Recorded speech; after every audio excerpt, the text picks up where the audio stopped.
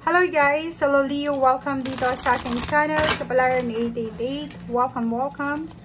Alamin natin Leo kung ano ang messages, vibration, gabay, energy para sa inyong lahat. General reading para sa April 2024, Leo. Ano bang messages, ano bang vibration, energy na para sa inyo this April? Okay, first card natin is number 41, 5. Nako! Marami kang kinakatakutan, Leo. Nakikita ko sir dito na may sama ng loob ka, may masama din ng loob sa'yo. Dito sinasabi na kailangan mong mag-reflect. Kailangan mong pag-isipan ngayong Abril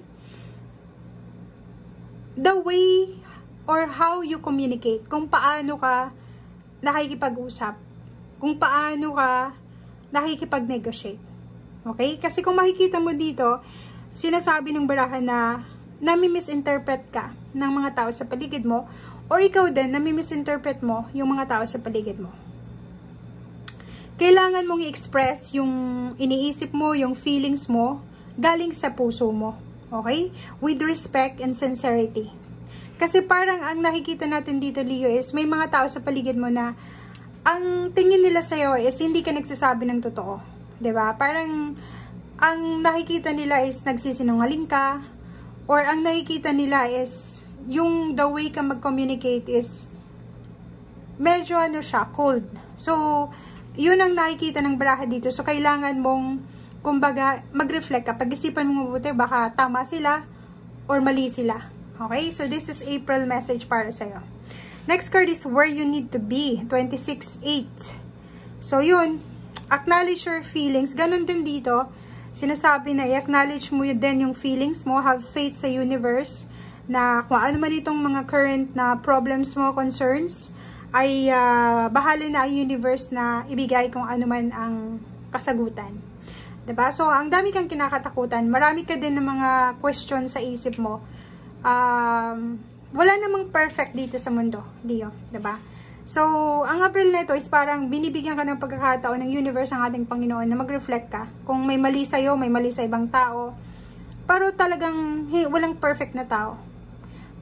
Misinterpret mo sila, nami-misinterpret ka din nila. Misunderstanding yon. So, kailangan mo ng parang yun, reflection. I-reflect mo yung kung ano ang mali. May mali ba sa akin? Mali ba sila? Tama ba sila? Parang gano'n.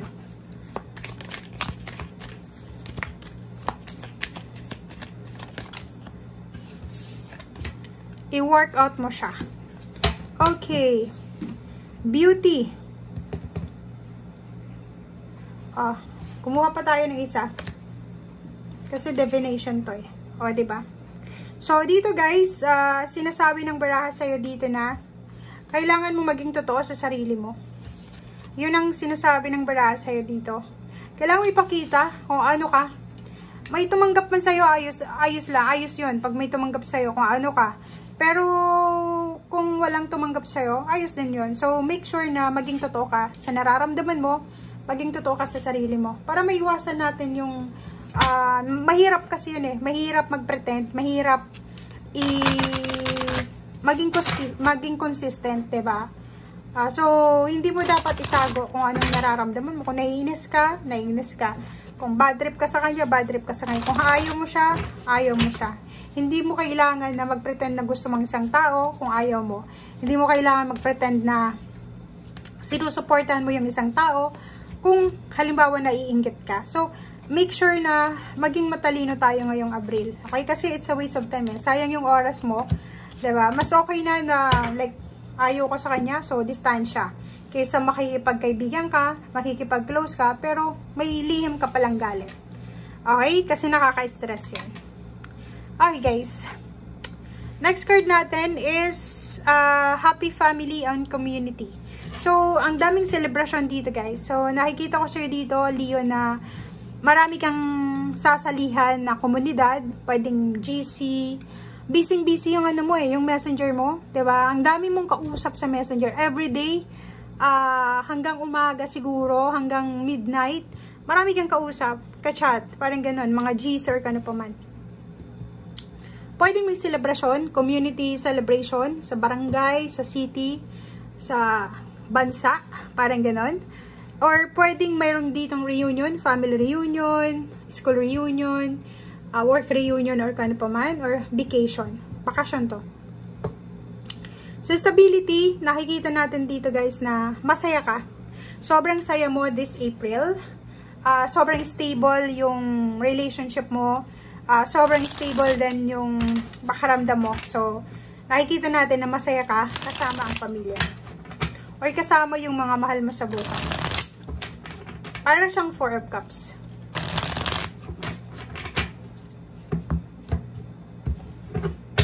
Okay, Leo.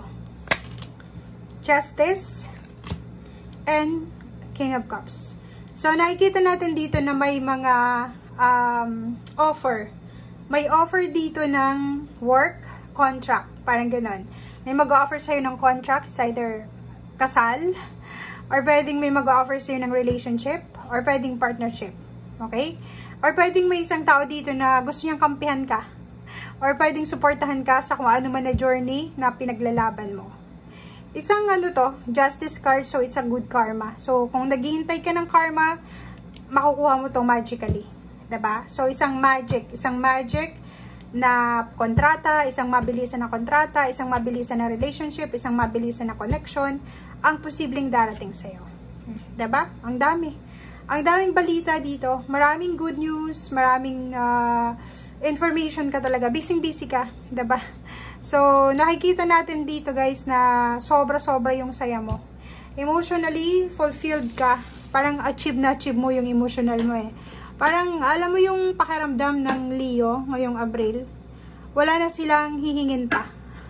'Di ba? Parang, eto kasing good news na to, na darating sa kanila, is eto yung pinagpipray nila, wini-wish nila every night.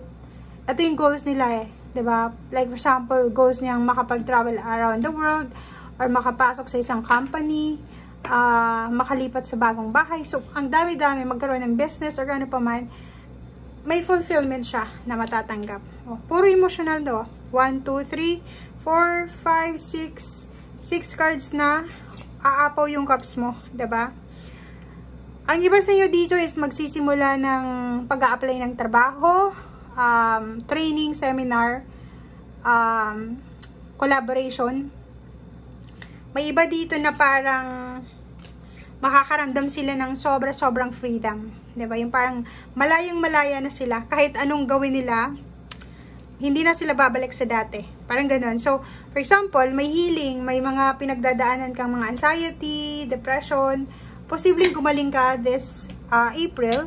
Or pwedeng makalaya ka na sa mga sleepless nights mo dahil may solusyon na sa mga problema mo. Siguro hindi ka makatulog dahil alam mo, hindi ako makatulog kasi may problema ako sa pera, problema sa relationship, or ganito, ganyan.